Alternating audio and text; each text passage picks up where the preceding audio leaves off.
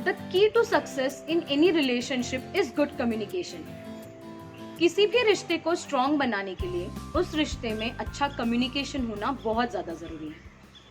Hello everyone, मेरा नाम है दीप्ति राणे और आप देख रहे हैं मेरा चैनल लाइफ विद धीरा। इस चैनल में हम बात करेंगे हमारी लाइफ की ऐसी छोटी छोटी बातों के बारे में जो बहुत ज़्यादा ज़रूरी है। हम सब लोगों को पता है कि कम्युनिकेशन स्किल ये हमारी लाइफ के लिए कितना ज़्यादा इम्पॉर्टेंट है। फिर चाहे हम अपने बिजनेस में किसी से बात कर रहे हो, अपने घर पे किसी से बात कर रहे हो या अपने दोस्तों में किसी से बात कर रहे हो, इफेक्टिव कम्युनिकेशन होना ये बहुत ज़्यादा ज़रूरी है और हम सबको ये आना चाहिए। हम में से कई लोगों को ये लगता है कि गुड कम्युनिकेशन मतलब आप कितना अच्छे से बात कर सकते हो, पर ये पूरा सच नहीं है। अच्छे कम्युनिकेशन में एक बहुत इंपॉर्टेंट पार्ट है जिस पर हम कई बार ध्यान नहीं देते, वो है लिसनिंग। हम कितना अच्छे से सामने वाले को सुन सकते हैं। हम जितना अच्छे से सामने वाले को सुन पाएंगे उतना ही अच्छे से हम सामने वाले को समझ पाएंगे। सो लिसनिंग ये कम्युनिकेशन का बहुत इंपॉर्टेंट पार्ट है। मेरा सबसे पहले आप सब लोगों के लिए एक सवाल है, क्या हम सच में किसी को सुनते हैं? क्या हम सच में किसी को समझने के लिए सुनते हैं या सिर्फ उनकी कही बातों का जवाब देने के लिए उन्हें सुनते हैं? ये वीडियो आप सब लोगों को बहुत ध्यान से सुनना है क्योंकि ये वीडियो आपकी लाइफ के लिए है। इस वीडियो में हम जो भी बात करेंगे उसे आपको अपनी लाइफ से जोड़ के देखना है। लिसनिंग के बारे में बात करने से पहले हमें लिसनिंग और हियरिंग में का डिफरेंस जानना बहुत ज़रूरी है। हियरिंग और लिसनिंग दोनों ही में हम कानों का ही इस्तेमाल करते हैं, पर इन दोनों में एक बहुत बड़ा डिफरेंस है। हियरिंग में हम अपने एक सेंस का इस्तेमाल करते हैं, सिर्फ कानों का, और लिसनिंग में हम कई सेंसेस का इस्तेमाल करते हैं, जैसे अपने कानों का, अपनी आंखों का। हियरिंग एक ऑटोमेटिक प्रोसेस है, जैसे कोई भी आवाज़ आपको ऑटोमेटिकली सुनाई देती है, पर लिसनिंग ये आपके ऊपर डिपेंड करता है कि क्या आप सच में सामने वाले को सुन रहे हो। हियरिंग में हम सिर्फ साउंड सुनते हैं, कोई भी साउंड, जैसे मेरे पीछे अभी पंछी है उनका साउंड, कोई भी साउंड। पर लिसनिंग में हम सामने वाले का आवाज़ सुनते हैं, उसकी टोन सुनते हैं, उसके शब्दों को सुनते हैं, उसके बिहेवियर को पता करने की कोशिश करते हैं, वो क्या कह रहा है उसे सुनने की कोशिश करते हैं, समझने की कोशिश करते हैं। लिसनिंग में हम ऐसी बातों को भी समझने की कोशिश करते हैं जो शायद सामने वाले ने कही भी नहीं है। हमारे सुनने का जो ये सेंस है ये तभी डेवलप होना शुरू हो जाता है जब हम अपनी माँ के गर्भ में होते हैं। इंडियन माइथोलॉजी में ऐसी बहुत सी कहानियां हैं जो गर्भ संस्कार के ऊपर है। इंडिया में और बाहर दूसरे कंट्रीज में भी गर्भ संस्कार को बहुत ज़्यादा इम्पोर्टेंस दिया जाता है। क्या आपने कभी भी महाभारत में के अर्जुन और सुभद्रा के बेटे अभिमन्यु की कहानी सुनी है? ऐसा कहा जाता है कि अभिमन्यु ने युद्ध की जो कला थी वो तभी सीख ली थी जब वो सुभद्रा के गर्भ में पल रहे थे। अर्जुन ने जब सुभद्रा को ये बताया था कि चक्रव्यूह के अंदर कैसे जाना है, तो अभिमन्यु सुभद्रा के गर्भ में थे। पर जब अर्जुन सुभद्रा को ये बता रहे थे कि चक्रव्यूह से बाहर कैसे आना है, तब सुभद्रा जो थी वो सो गई थी। और ये एक बहुत बड़ी वजह है अभिमन्यु के मारे जाने की, क्योंकि उसने ये तो सुन लिया था कि चक्रव्यूह में जाना कैसे है, पर वो ये नहीं सुन पाए थे कि चक्रव्यूह से बाहर कैसे आना है, क्योंकि तब उनकी माँ सो गई थी। बहुत से लोग जो सुनते हैं उसे सच में सुनना नहीं कहते हैं। हम कई बार सिर्फ सामने वाले को रिप्लाई करने के लिए सुनते हैं, मतलब सामने वाले का जवाब देने के लिए उसे सुनते हैं।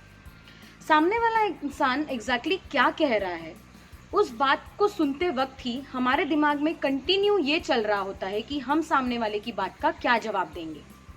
आप खुद देखिए, अगर हमारे दिमाग में कंटिन्यूअसली ये चल रहा होगा कि हम सामने वाले की बात का क्या जवाब देंगे, तो क्या हम सच में सामने वाले को सुन रहे हैं और क्या हम सच में उससे अच्छे से कम्युनिकेट कर पाएंगे? आप किसी से भी इफेक्टिवली कम्युनिकेट करना चाहते हो तो ये बहुत ज़्यादा ज़रूरी है कि आप एक अच्छे लिसनर हो। लोगों को उन लोगों से बात करना बिल्कुल अच्छा नहीं लगता है जो सिर्फ अपनी बात कहना चाहता है। और उसे सामने वाले की कही बात में बिल्कुल इंटरेस्ट नहीं है। एक अच्छा लिसनर सिर्फ सामने वाले के शब्दों को नहीं सुनता है, बल्कि वो उसके बिहेवियर को भी नोटिस करता है। वो क्या कहना चाहता है, क्यों कहना चाहता है, ये भी सुनने की कोशिश करता है। उसके फेशियल एक्सप्रेशंस को देखता है, उसकी बॉडी लैंग्वेज को नोटिस करता है। एक अच्छा लिसनर कई बार उन चीज़ों को भी सुन लेता है जो सामने वाले इंसान ने कही भी नहीं होती है, या फिर आधी ही कही होती है। क्या हमने कभी भी किसी को इतने गौर से सुनने की कोशिश की है? शायद नहीं, या फिर की भी होगी तो बहुत कम बार। चलिए देखते हैं कि किसी को हमें कैसे सुनना चाहिए और कैसे समझना चाहिए। सबसे पहली बात, डोंट टॉक एंड लिसन। मतलब जब भी कोई बात कर रहा है तो हम ना बोले और उसे सुने। आप खुद सोचिए, अगर हम सुनने से ज़्यादा बोलने के लिए बने होते तो क्या हमारे पास 2 कानों के बदले 2 मुंह नहीं होते?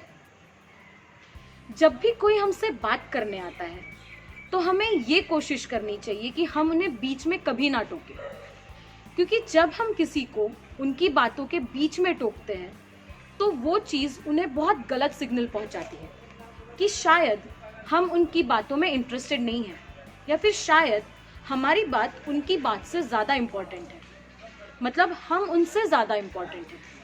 तो कोशिश कीजिए कि आप किसी को बीच में ना टोकें और उनकी बातों को उनके लिए वही ख़त्म ना कर दें। किसी को भी सुनने से पहले हमें अपने आप को सुनने के लिए पूरी तरह तैयार करना चाहिए। कई बार हमारे दिमाग में बहुत सारी चीज़ें दौड़ती रहती हैं। आज लंच में क्या खाना है, आज क्या पकाना है, बच्चों को स्कूल से लाना है, ये ट्रेन पकड़नी है, आज ऑफिस में ये काम है। हमारा दिमाग दिन भर ऐसी अनेक बातें सोचता रहता है। पर जब कोई हमसे बात करने आता है तो हमारी कोशिश ये होनी चाहिए कि हम उन विचारों को थोड़ी देर के लिए साइड में रख सकें और सामने वाला क्या कह रहा है उसे अच्छे से सुन सके। ऐसा कई बार होता है कि सामने वाला हमारे पास उनकी प्रॉब्लम्स लेके आता है और उस बारे में हमसे बात करता है। हमें ये कोशिश करनी चाहिए कि सामने वाले की बात को हम पूरी तरह सुनें। हम कई बार उन्हें सॉल्यूशंस देने लग जाते हैं, पर कई बार ऐसे होता है कि सामने वाले को उसकी प्रॉब्लम्स का सॉल्यूशन नहीं चाहिए होता है, बल्कि वो ये एक्सपेक्ट करता है कि कोई उसकी बात सुन ले, उसे समझ ले। तो हमें ये कोशिश करनी चाहिए कि हम सामने वाले की बात को पूरी तरह सुनें। ऐसा हो सकता है कि शायद हमारे पास सामने वाले की बात का सच में बहुत अच्छा सॉल्यूशन हो, बट वो सॉल्यूशन उसे देने से पहले उसकी बात पूरी हो जाना बहुत ज़रूरी है। और अगर हम उसे सॉल्यूशन देना ही चाहते हैं तो हमें सामने वाले को ये पूछ लेना चाहिए कि क्या वो हमारा आइडिया या फिर हमारा सॉल्यूशन सुनना चाहता है, तो ही उसे वो सॉल्यूशन दीजिए। सुनने में एक बहुत इम्पॉर्टेंट चीज़ है जिसके ऊपर हमें ध्यान देना चाहिए, वो है सामने वाले का नज़रिया देखना। जी हाँ, जब भी हमसे कोई बात करने आता है तो हमें उनकी बातों को उनके नज़रिए से देखने की कोशिश करनी चाहिए। उनके इश्यूज़ को, उनके प्रॉब्लम्स को उनके हिसाब से, उनके जगह पर जाके देखने की कोशिश करनी चाहिए। ऐसा कई बार होता है कि सामने वाले इंसान की हमारे दिमाग में ऑलरेडी एक इमेज तैयार होती है और हम सामने वाले इंसान को उसी तरह से देखते हैं या उसी तरह से सुनते हैं कि ये इंसान ऐसा है, ये इंसान वैसा है। पर हमें सामने वाले इंसान को अपने दिमाग के इमेज से नहीं सुनना चाहिए, बल्कि उसे उसके पॉइंट ऑफ व्यू से सुनने की कोशिश करनी चाहिए। जब भी कोई हमसे बात करता है तो ये बहुत ज़्यादा ज़रूरी है कि हम सामने वाले को कंफर्टेबल फील करवाएं, ताकि सामने वाला इंसान हमसे फ्रीली बात कर सके।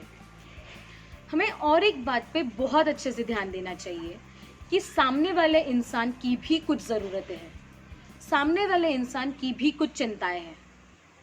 जब सामने वाला इंसान हमसे बात करता है तो हमारी बॉडी लैंग्वेज से और हमारे फेशियल एक्सप्रेशन से सामने वाले इंसान को कंफर्टेबल फील होना चाहिए।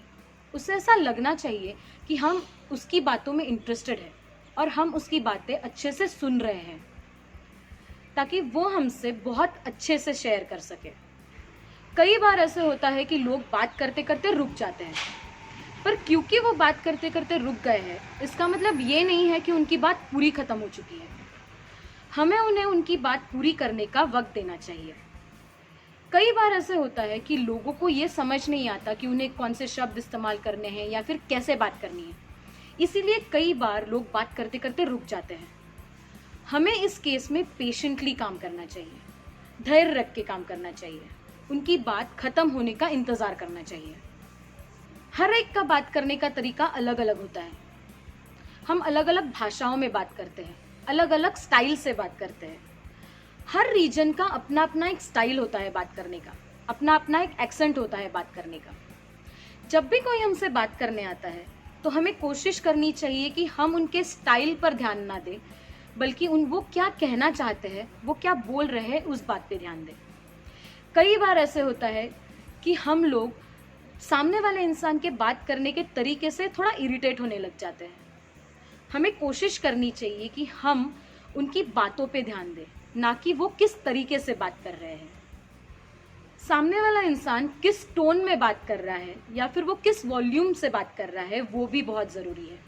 हमें इस बात पे भी ध्यान देना चाहिए कि वो किस तरह से बात कर रहा है, उसकी टोन क्या है, उसका वॉल्यूम क्या है बात करने का। क्योंकि हमारा टोन और हमारा वॉल्यूम कई बार हम क्या कह रहे हैं उस बात को समझने में बहुत मदद करता है।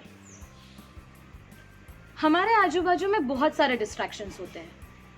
जब भी कोई हमसे बात करने आता है तो हमें कोशिश करनी चाहिए कि हम उनकी बात को, इन डिस्ट्रैक्शंस को साइड में रख के सुने। मतलब जब हमसे कोई बात करने आता है तो हमें कोशिश करनी चाहिए कि हम अपने मोबाइल से ना खेलें, या फिर टेबल ना बजाए, या फिर कुछ ना सही तो अपने नाखूनों से ही ना खेले। हमें ऐसी कोई हरकत नहीं करनी चाहिए जिससे सामने वाले को ये महसूस हो कि हम उनकी बात सुन नहीं रहे या फिर हम उनकी बात सुनने में इंटरेस्टेड नहीं है।